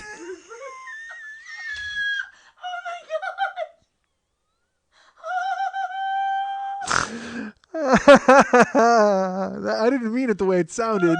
I just like the two words together. But if I was gay, because then I could own that word and I would absolutely name my bar the Fruit Brute. Why wouldn't you? That's fucking genius. I think I made a weird noise there laughing. Like I sucked in air weird. I sounded like a whoopee cushion. That was awful. Oh, Jesus. Why wouldn't you name your bar the Fruit Brute? Do it. Some gay dude out there, be an enterprising dude and name your bar the Fruit Brute. Oh, God damn it. That's brilliant. All right. It's not really brilliant. That seems strong. So King Kong Bundy gets his hands on Little Beaver. Oh my God! All right, and they're in the ring, and again the place explodes because we're used to that happening, but we all know what's going to happen, right? We know it's going to be terrible. However, a cursory glance shows that Hillbilly Jim is not moving. He's not charging the ring to save Little Beaver. He's still a little groggy from the beating that he's been taking at the hands of King Kong Bundy, the human thumb. So you look for the other midgets to come in and save Little Beaver, and you realize they're not close to the action either. And now it kind of dawns on Gorilla Monsoon and Jesse the Ventura. And by the way, when I say dawns on, they know. There's a script. They know what's going to happen. But they do a very good job of pretending they don't, and they're like, what's going to happen here? Because King Kong Bundy hoists Little Beaver into the air. And again, King Kong Bundy's like 7 feet tall. He's a giant. He's not Andre the Giant file cabinet big, but he's maybe refrigerator big. I mean, he's a giant dude. And again, it's 15 midgets in a dude suit. So, I mean, imagine how big that would be, folks. So he hoists Little Beaver into the air, and he gets him like over his head. And I remember vividly just going, this isn't going to happen. Like in my head, I'm going, please, is this going to happen? I can't be cheated again. I've waited my entire life for this moment. Because I anticipated fully, like, again, a blimp full of midgets to swoop in and steal Little Beaver out of his clutches. Because you've never seen a midget take a beating. And I've been waiting my whole life to see a midget take a beating. Finally, King Kong Bundy is surrogate me. He has his hands on a midget and has him over his head. And I'm like, please, finish off this midget, Bundy. And sure enough, he just comes forward and he body slams the shit out of that midget. Just fucking bounces him off the canvas. And the whole place, because they're stunned. Like nobody, again, we were so used to being cheated out of our midget beatings. All of us are waiting for our whole lives to see a midget take one on the chin. And instead they bite people and they run away and they get away. Because you know what? It's like Tom and Jerry. It's like Wile E. Coyote and the fucking Roadrunner. You want them to get caught. I want Wile E. Coyote to catch the Roadrunner and cut his fucking head off and eat him. That's what I want. I want Tom the cat to catch Jerry the mouse and tear his arms off. Like, I mean, I've wanted that my whole life as a kid. And I remember they made a big deal. They're like, oh, finally the coyote catches the Roadrunner. And then you watch it at the end, he'd been shrunk tiny small. And then he grabbed the Roadrunner like by his leg, by his foot. He was really, you know what it is? Fuck, again, another insult to midgets. They made Wile E. Coyote a midget and let him catch the Roadrunner and then, ha, you're too small to do anything. Take that. And see how terrible it is for midgets in this world? It's so awful. That's why they hide in the bushes. I don't blame them. You know what? Midgets stay in the bushes. So our whole lives we've been cheated out of seeing a midget get his comeuppance. But we've been waiting. Like I said, every Tom and Jerry cartoon, every Wile E. Coyote Roadrunner, anything that seemed to be completely out of reach, when you're rooting, I cannot tell you, honestly, and this isn't even a joke, I hated Tom and Jerry because I hated the mouse. I wanted him to die. As a child, I can remember wanting him to get caught and eaten. It's the part of the natural order. Quit drawing. Jerry's not smarter than a cat. He's got a tiny mouse brain. He lives in a wall. Fuck Jerry. He lives in a wall, for fuck's sake. Tom's got like a bed, and he lives in the house. He's a house cat. He has the run of the house. Cats are awesome. Mice suck. And yet Jerry is outsmarting him at every turn and putting his tail in a fucking pencil sharpener and then sicking a bulldog on him. If I'm a bulldog and the mouse is like, dude, fuck up that cat, I fuck that mouse up immediately. That mouse doesn't even get to fucking think twice. He can point at the cat because you know what? If I'm a bulldog, I go, I'm going to get that cat eventually. This fucking mouse is going to hide in the wall and I'll never see him again. He finally makes an appearance and he kind of grabs me and tries to get me involved. Fuck you, mouse, you're going down because it's one bite. You know what? That mouse is an appetizer for cat dinner later. I'll get that cat eventually, but that mouse is getting fucked up. Fuck you, mice. I'm tired of mice and their fucking attitude and they think they're smarter than cats. Bullshit. Cats are dominant. Cats dominate mice. All right. So as a kid, when I would watch that cartoon, I'm not kidding, I would be frustrated. Like really, I could feel like I would clench my fists and I would get sick in my stomach waiting for Jerry to get caught and eaten. I wanted it to happen so badly. I was like, please, kill this mouse. Please kill him. Never happened.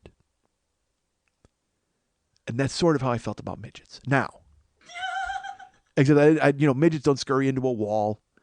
But that would have to be. Look, midgets are small, but they're not mice small. That's conspicuous. I'm sorry, mice. Look, if mice have like a mouse hole and they live in a wall, you can sort of see it because you remember that cartoon Arch.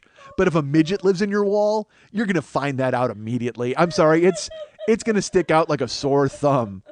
It's going to stick out like a sore Bundy. Honestly, it is like you are going to look around and you are going to, because a mouse hole, you're like, that's a mouse hole. But if you see a midget hole in your wall, I'm sorry. It's just going to betray itself at some point. And you see a midget come scurrying out of the hole in your wall. You're like, yeah, all right, we've got midgets. Better set up a midget trap.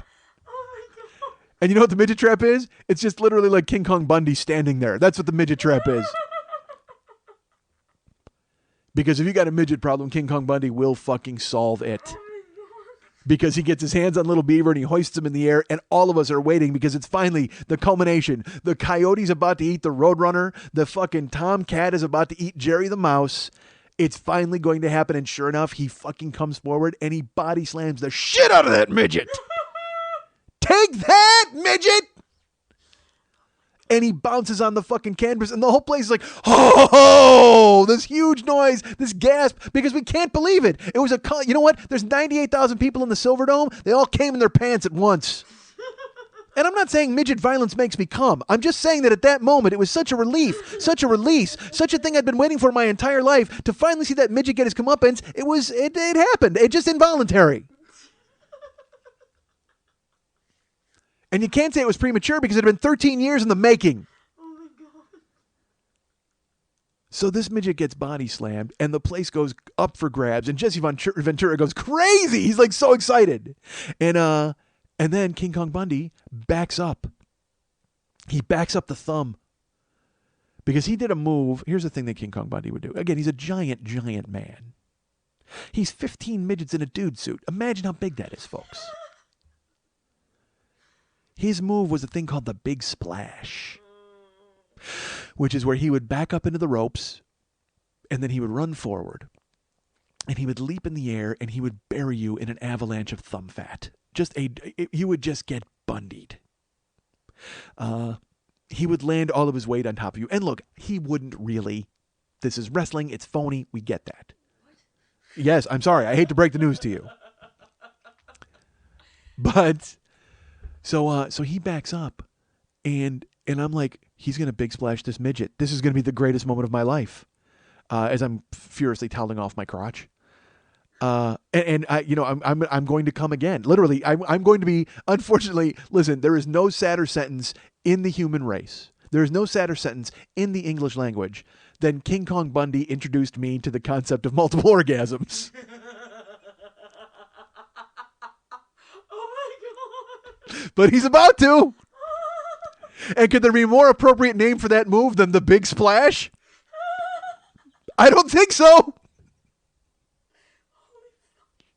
So he body slams the shit out of the midget. I come in my pants, and he backs up, and he's going to big splash, and I'm going to big splash the front of my fucking jeans because I can't wait to see this midget get fucking road graded. And instead, Bundy's going to soften up the midget, and he drops a huge elbow on the midget. Instead of the big splash, he softens him up. Midget's laying there. He's wiped out, and the fans are going crazy, and Ventura and the body are freaking out. And he kicks his leg up, and he drops a huge elbow on Little Beaver. And then the place goes crazy because, I mean, now the midget's taking a serious beating. Because, like, a one-off is fine. Like, I also, because look, I'm familiar with wrestling. I expected King Kong Bundy to body slam the midget and then kind of make a "what have I done" face. And then turn face. Like, stop being a heel and then help the midget and save him and feel bad about himself. Because that's how wrestling did it. It was a morality play. So I figured that King Kong Bundy was going to realize what he'd done and see the error of his ways and then perhaps, mouth the midget back into existence. I have no idea. And again, you want to see me come in my pants? Just tell me that King Kong Bundy put his mouth on Little Beaver. Oh, my God. That's the third big splash we're talking about, friends. Bundy drops the elbow on the midget, and we figure he's going to, like, again, wake up and snap out of it. Because we've all done that, right? We've all done something horrible to a midget, and then you wake up and go, Jesus, what the fuck did I just do? So it was completely honest that Bundy would have that reaction. However, Bundy instead gets up, and he makes like this mean face at the crowd, and the crowd is kind of turned. They're almost with Bundy at this point because they're like, yeah, kill that midget, of course. Because here's a dirty little secret, folks. If there's a crowd anywhere and something befalls a midget, the crowd will turn on the midget immediately. They want that midget finished off. Because a crowd will pretend to be, it can be the most politically correct crowd. It could be the Democratic National Convention. It could be a liberal We Love Midgets convention. But if a midget starts to take a beating, everybody wants to see him finished off. They do. How do you think the concept of the piñata came about? Oh my God! The only reason anybody invented the piñata was because it wasn't convenient to hit midgets with sticks all the time. Oh my God! That's what they used to do at birthday parties. They used to hit midgets with sticks. They would hang them from a tree and hit midgets with sticks. And then, when that was outlawed in the Great Midget Uprising of 1811, they made surrogate papier-mâché midgets, which then eventually morphed into donkeys and Spider-Man. So that's where we are today. Because all of a sudden they were like, yeah, you can't hit midgets with sticks anymore at birthday parties. Whatever. And that, by the way, that's how they invented paper mache. It didn't exist as a product. It didn't exist on this earth until they decided they could no longer hit midgets with sticks at parties. They went, we got to think of something quick. And they invented paper mache. And then they built midgets out of paper mache and then eventually moved on, as I said, to I mean, dude, go to any carniceria and it just turned into, it was like a giant cake and a girl in an ill-fitting dress and a midget getting hit with sticks. So Bundy makes a mean face and the crowd is behind him and he backs up like he's going to do the big splash. And I honestly, I could have died a happy man if he had achieved big splashdom. If he had gone ahead and big splashed Little Beaver. I honestly, I think I'd be a different man today. I would have been profoundly changed by that moment in time. If King Kong Bundy had achieved his goal, and my goal, quite frankly, and the goal of everyone in the Silverdome at that point, rooting for this midget to get squashed into oblivion. So King Kong Bundy backs up to do the big splash, and an amazing moment happens, folks. Again, like I mentioned, Hillbilly Jim he's the protector of the midgets in this match. He's on a team, and Bundy's on a team with midgets, but Hillbilly Jim is wiped out, and now Little Beaver is completely incapacitated because he just got Bundy-ized into the fucking mat, and an amazing thing happens, folks. All of the midgets from the match, including the midgets who are teamed with Hillbilly Jim, which is fine because they're against King Kong Bundy, but King Kong Bundy's evil midget allies turn against him in the moment because they see one of their own being stomped. They see one of their own being brutalized. And they realize, look, bad guy, good guy, heel, face. We're all midgets here, right? While the Haiti Kid may have a problem with Little Beaver, while Sky Lolo may have a problem with Little Beaver philosophically, and that's why they engage in battle in the wrestling ring, in the big picture, they're all midgets. And they realize they have to save one of their own. So all of the midgets, in an amazing moment, a real kumbaya moment at WrestleMania, the midgets burst into the ring, and they protect Little Beaver from King Kong Bundy. Bad midgets, good midgets, it doesn't matter. Bad and good, it's a concept that's unheard of at this moment because they're just all midgets. Aren't we all midgets at that point, they decide? And they come together to protect Little Beaver, one of their own. It was like, you know what? It was like the midgets were Grinches. And even the bad midgets were like bad midgets. But then when they saw what was happening, their little midget hearts grew 10 times that day.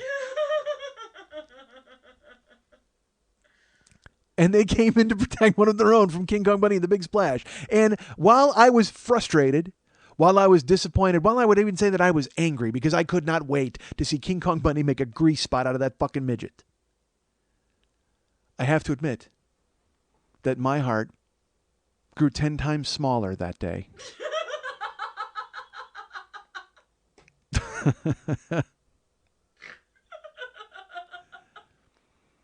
And I think I became an honorary midget.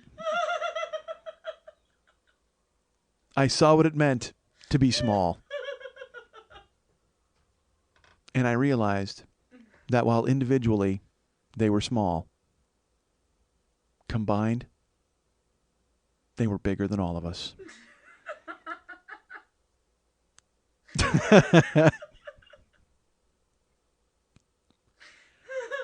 You guys can get me at Mike at MikeSchmidtComedy.com. You guys can follow me I didn't talk about a fucking thing at all that I wanted to talk about today. You guys can follow me at twitter.com/the40year-old-boy. You can be my friend at facebook.com/the40year-old-boy. You can be our friend David Hernandez, the artist. Be his friend at facebook.com/DavidMexHernandez. And you can be our friend Lily Von Stupp's friend at facebook.com/Lily Von Stupp. You can follow her at twitter.com/MNTs and twitter.com/Lily Von Stupp. And if you'd like to write her a personal a personal email, if you'd like to catch her personally, away from the prying eyes of Facebook and midgets, and you want to ask her why she didn't take her shirt off during the show, and I asked her so many times to do so, you can write her at Lily at burlesque411.com. That's Lily, Lili, at burlesque411.com. So I thought my hand was covered with activator Jerry curl juice, but instead it was covered with Asian baby mouth sauce. Hear the explosions of it at MikeSchmidtComedy.com.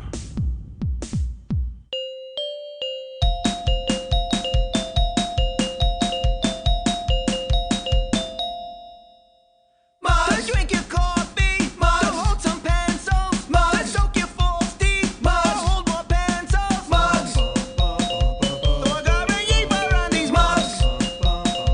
There's Rainbow Schmitty on these mugs. Go buy these wicked awesome mugs at MikeSchmidtComedy.com. Mugs, mugs, mugs, mugs, mugs, mugs.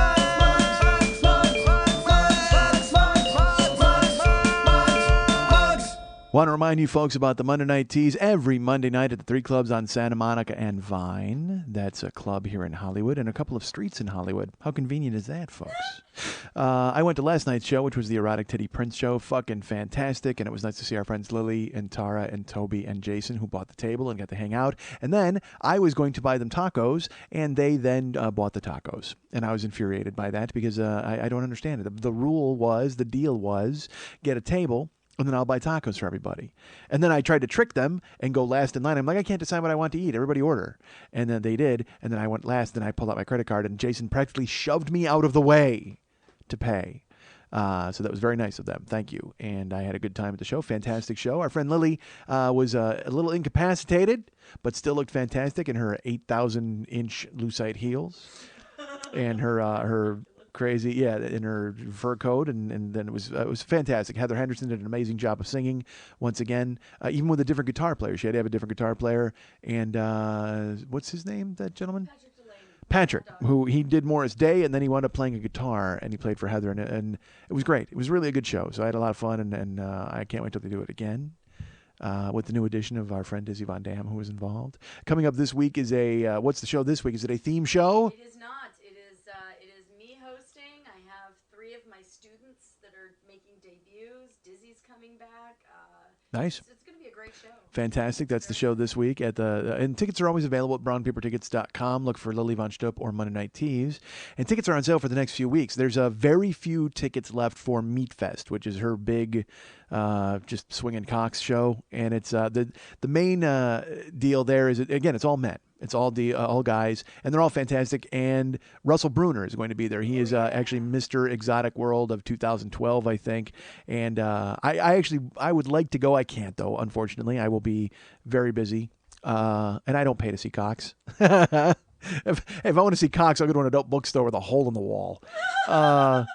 Believe me. That's one of our acts. Is that really? Good. I'm excited. Well, then I'm in. I pay. So Lily's got that going on. Meat Fest is in a couple of weeks, but very, very few tickets. I think there's only like 11 tickets or 10 tickets, and that's tickets left, not just seats. There's 10 tickets to get in the building. It's going to be packed, full of meat that day. So why don't you come out? And is Fruit Brute going to be there? Is he going to be? No, sadly, he couldn't. God damn it! I want to buy a bar now and name it that. I would buy a gay bar just to name it that. But they'd be mad probably because I was a straight dude and I named my bar Fruit Brute. That's why a gay dude has to do it. Gay guys, I release that idea into the wild. Tackle it and make it your own. Big splash all over that idea. So great. So that show's coming up. Meat Fest is in a couple of weeks. And then, of course, the tickets are on sale for New Year's Eve, which is the New Year's tease. And also, like I've said, folks, I've told you this a couple of times, if you go to Indiegogo/MNT, you can go ahead and donate money to Lily and her gallery showing in January, where they've had over 500 different performers at the show for 9 years. They're going to put pictures on the wall. Then they're going to have a private show. $60 gets you into that. There might be extra curricular type of nudity type stuff and possibly hand jobs. So you might want to go to that show. No hand jobs? I'm sorry, that's a higher level than the $60 level. That's but right, yeah, $60 you'll get to look. Higher than that, you might get to touch. Who knows? But if you go to Indiegogo/MNT, all the information is there, and they will let you know what's happening. Please remember that our friend David Hernandez does all of the artwork and all of the music and all of the brilliance and makes this show worth listening to and looking at. Literally, this would just be me talking in a sea of words because there's just go to iTunes. It's just a word salad. But what makes us stand out is stellar production by my friend Lily Von Stupp and amazing artwork and unbelievable music work by our friend David Hernandez. If you go to artbydmh.com, that's ARTBYDMH.com, you can see a lot of his past work, a lot of samples. And if you need any freelance work done, if you're a company and you need some stuff, contact my friend David because he does amazing work. And last week, like I said, he documented how long it took him to do last week's artwork, which was God punching me in the face. And it took him 2 hours. And he showed you, he showed you the underpainting, the actual initial sketch, the underpainting, and the actual filling. I don't know what any of that means. All I know is it looked amazing. So if you go to Facebook.com/David Mex Hernandez, you will see his time-elapse sketch of last week. How nothing became something. And like I said, if you go to artbydmh.com, you'll see tons of work that he's done, not only for me, but all the work he's done in the past for when he worked at a very prominent advertising agency in Chicago. So, and if you need to hire him, please do at artbydmh.com. Please remember, again, you go to facebook.com/the40year-old-boy. While you're there, you're visiting Lily, you're visiting David. Please come visit me. And there are pages on there to bring me to your town. I will tell you the live stuff is being reevaluated right now as we speak. I'm in St. Louis this week. That's this coming Friday. And I will tell you, folks, it's looking like a bust. I won't lie. I don't lie. But it's funny. I was talking. I'm like, man, I've sold more tickets in St. Louis than I did in Philadelphia. And that was in the first 2 weeks. I've sold nothing since. I'm not joking. I've sold 3 tickets in St. Louis in the past month. So if you're coming, man, buy a ticket. That would be great. I'd appreciate it. And the people who run the room wrote me and they're like, hey, we're going to set up like 125 chairs. And I'm like, that's great. As long as everybody from my last 4 shows meets us there. And I mean that, I'm being funny, but I wonder if the guy who runs the hall thinks that I'm suicidal because of the way I write it. I have no idea. But folks, if you're going to buy a ticket to St. Louis, I would love it if you bought it early. There's a few more days left. You're hearing this on Thursday. Actually, there's 2 days left. Tonight, actually, bullshit. There's today. Thursday is the last day for you to buy online tickets, and the sales will end early Friday morning. And then there will absolutely be walk-up sales available. If you go to brownpapertickets.com, you can go and search my name and buy tickets for St. Louis. But there are walk-up tickets available if you have to wait until the very last minute and show up. Believe me, they will definitely be available. And there will be chairs and everything. So come on out, check it out. This is the last time I'm doing this particular incarnation of the show. And I'm not, people who've seen the one man are like, oh my God, are you going to tape it? Are you going to just retire it? No, I don't know what I'm doing. I mean, and I reserve the right to fucking tell these stories again. I may tell them, I may just reshape them. I don't know what I'm doing. My point is, the days of going out and doing fucking 3 hours and 15 minutes and making you sit in sciatica-inducing chairs are over. So I need to find a way to repackage things, bring in fresh new stories, because a lot of you have been coming multiple times, and I want to make sure that you're rewarded for that by seeing different shows. So I will figure it out. But that's happening. But St. Louis this weekend is the last time to see the actual ridiculous show that I've been doing in other cities that is really long and long. So buy a ticket at brownpapertickets.com or come out to the Soulard Hall on Friday evening. The show's at 8 o'clock. Buy a ticket. Walk-up tickets will definitely be available. While you're also at facebook.com/the40year-old boy. Again, there's pages for Detroit, Montreal, and all these different cities, and those are all in play. London is something I want to do. It's just I need to figure out exactly what I'm going to. And by the way, when I come to London, I will do this show because you guys did not see it, definitely. So because there's one story you've never heard on the show, and whatever, who cares? Just London, I will be there, and you will get a good show. Regardless of where I go or what I do, trust the show will be good. That's all I'll tell you. Please remember that if you go to MikeSchmidtComedy.com, there is a Joe Business page there. And on that page, you can visit, you can buy mugs from Zazzle.com. There's the Fireboy mug and the Thorgar and Yeet mug. There are shirts available, Scar, Panda, and Red Boy. Both of those are available. I will have shirts in St. Louis this week. Not many, because not many of you are coming. And so if you hear this and you're like, well, actually, bullshit, I'll be on a plane, so it's not like you can tell me. I'll bring shirts. So I'll have some, not a ton. Because, again, there's not going to be a ton of people there. So on Joe Business, the shirts are available, the mugs are available, the download sets are available, year 1, year 2, year 3, year 4, and also the Podcast of the Caribbean set, which is all 4 for the price of 3. Go ahead and pick that up. There are tweakedaudio.com/40 autoerotic asphyxiation earbuds and cock ring watches available as well. The link is on joebusiness.com, MikeSchmidtComedy.com, Joe Business page.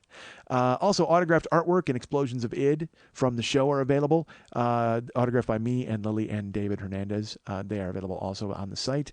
And what else we got there? Mugs, cock ring watches, shirts. Oh, and also donations. You can donate to the show if you want.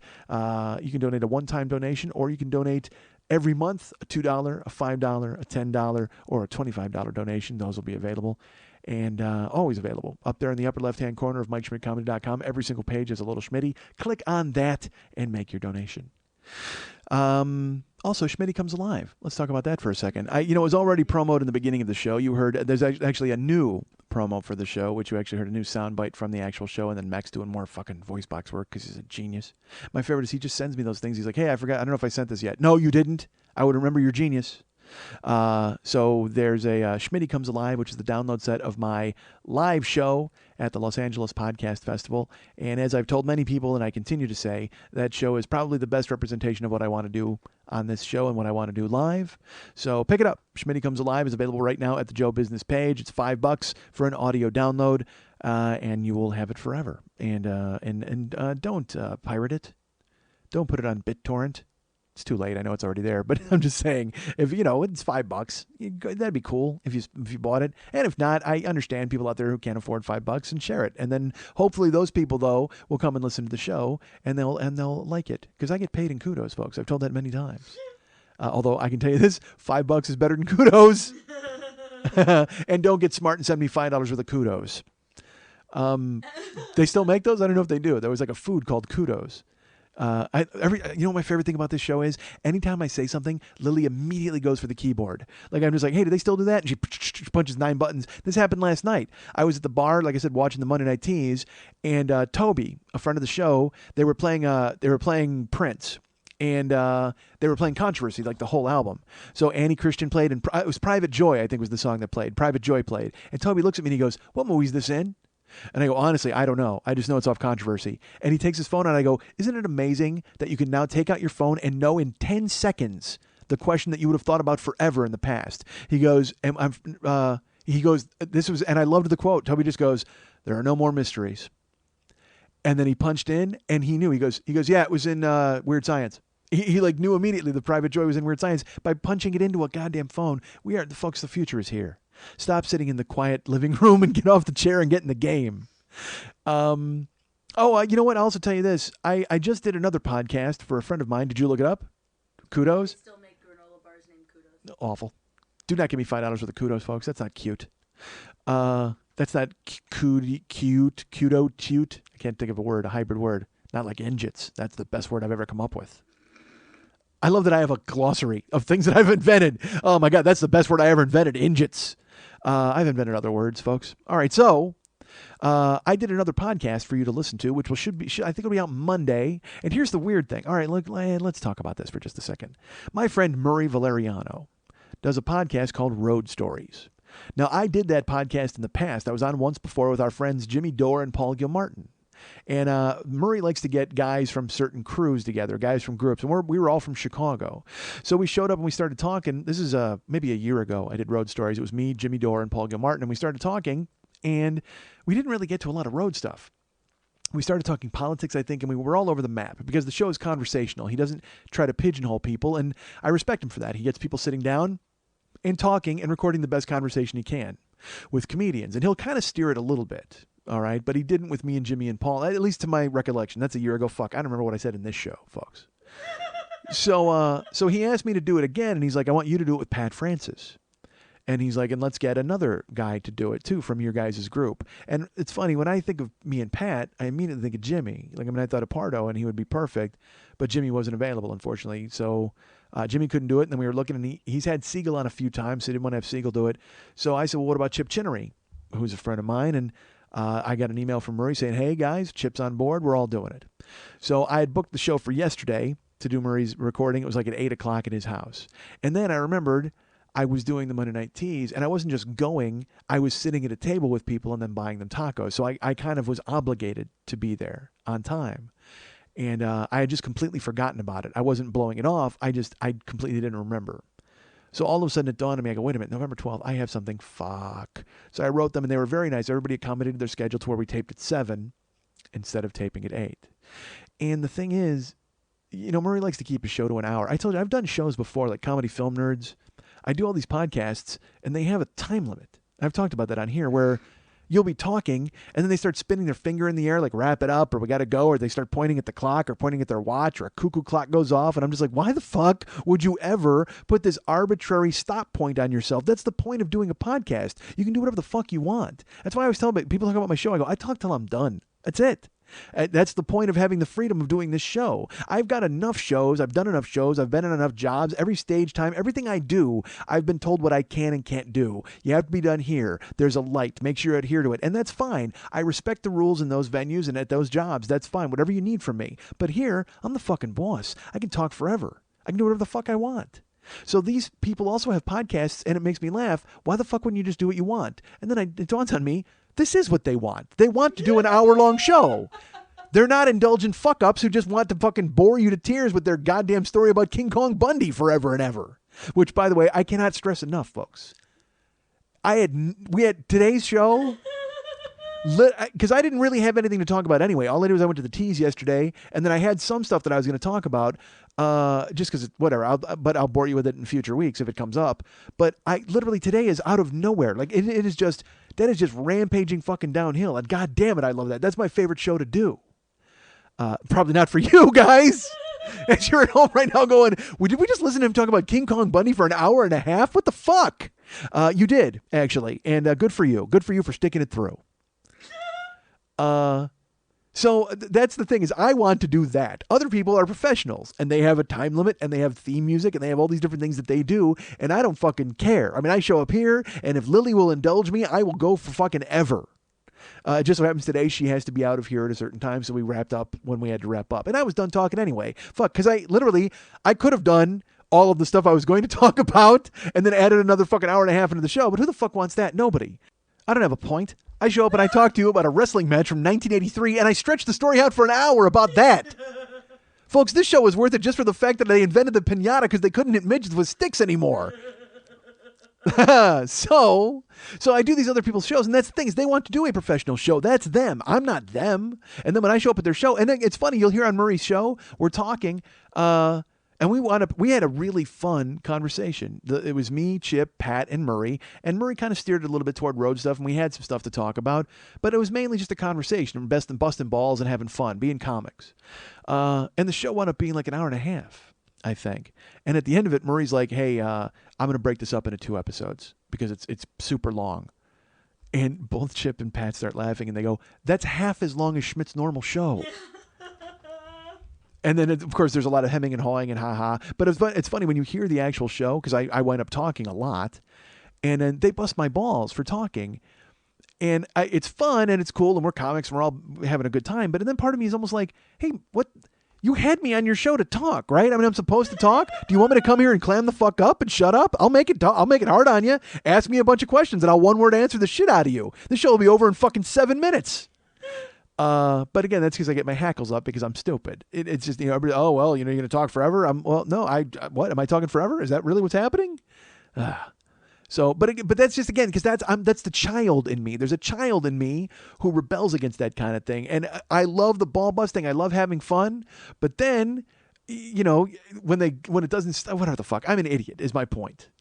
So we show up and go to Murray's, and Murray writes us, and he's like, hey man, he goes, because it's going to be close to dinner time, we'll have food and booze. And I don't know what the fuck. I don't need booze, but food, yes. So we get in the car, leave my house at 5 because I have to go across on the 405, and that's an hour and a half to go 10 miles. But it's just so happened we hit a perfect patch, and we skated through, and we got down to where we were supposed to be by 5:35 for a 7 o'clock show. So Pat and Chip, I'm like, where do you want to go? We found a Starbucks, and there was a food joint. There was a Robex juice, and then a fucking something called the Champagne Cafe, and they had just sandwiches and bullshit. And I'm like, we should pop in here and eat something. And Chip kept going, well, Murray says he's going to have food. Now, the last time a year ago I did Murray's show, we walked in the door. First of all, Gil Martin and I went early, same deal, and we went to a taco place in Venice on Abbot Kinney, and we ate like idiots. Then we went to the beach and stared out at the sunrise together like idiots, or sunset. It was 5:30 in the afternoon. And then we went over to Murray's house, and we didn't know he was going to have food. We walk in the door, he's got like $40 worth of Thai food on the countertop. But we get there, like I said, at 6:30 to do the show, or 7:30.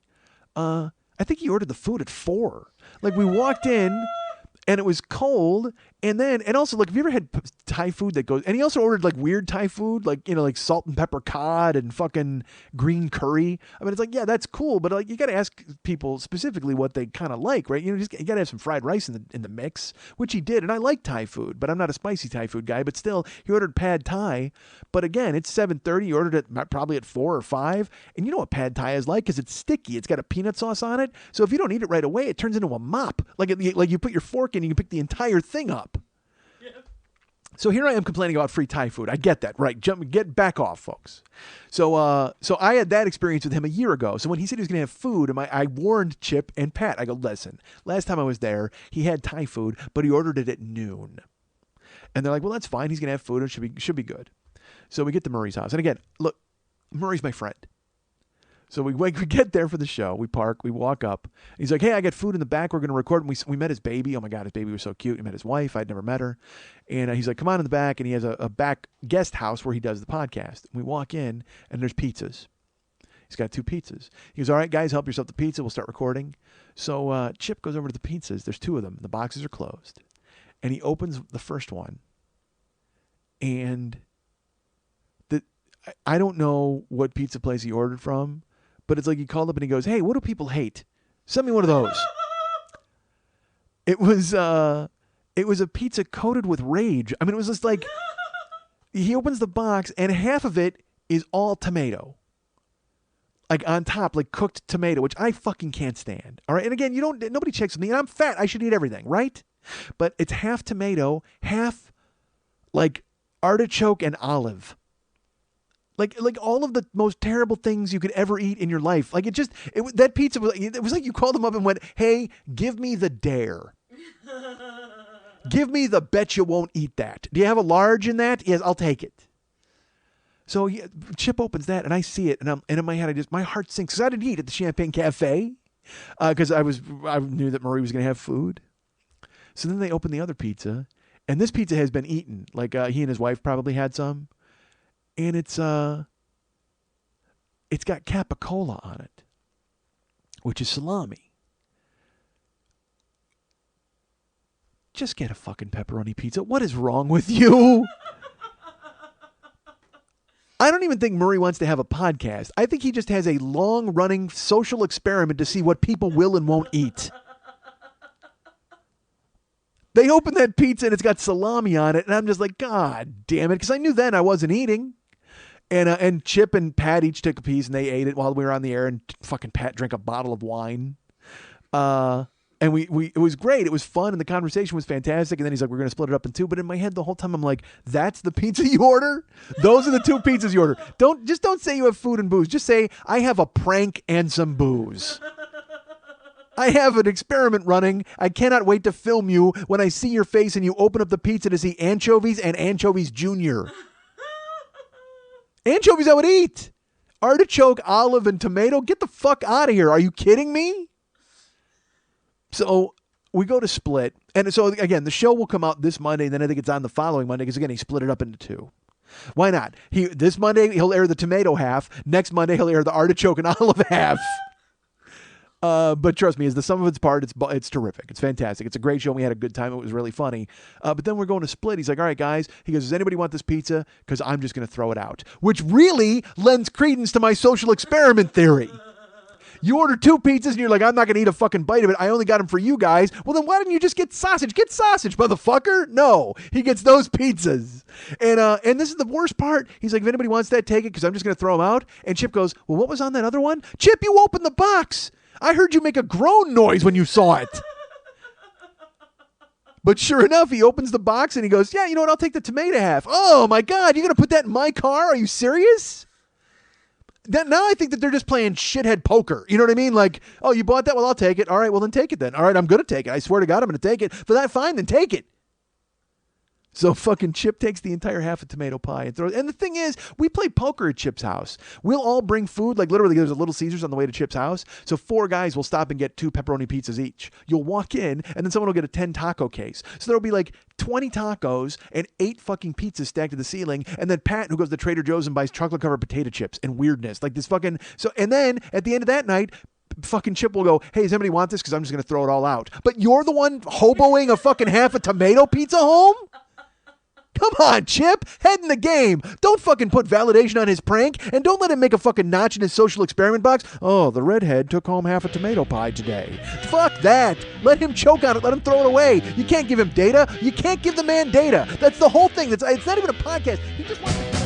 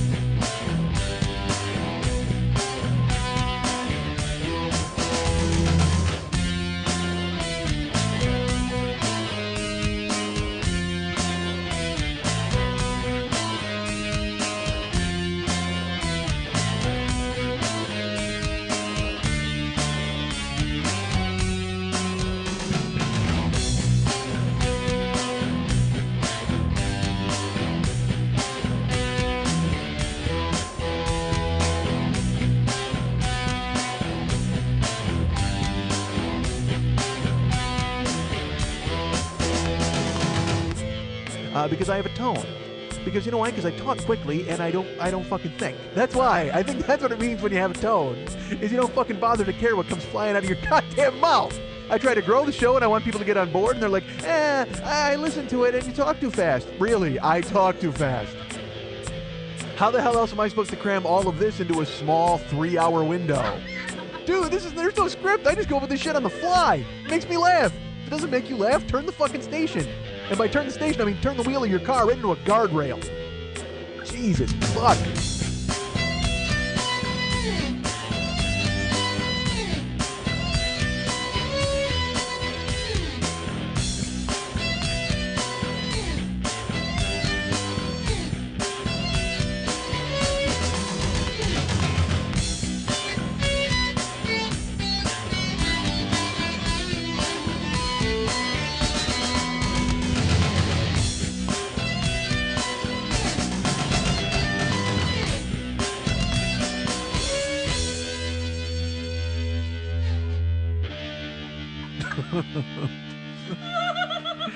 Hey, where you going, boy, boy, boy, boy, boy, boy?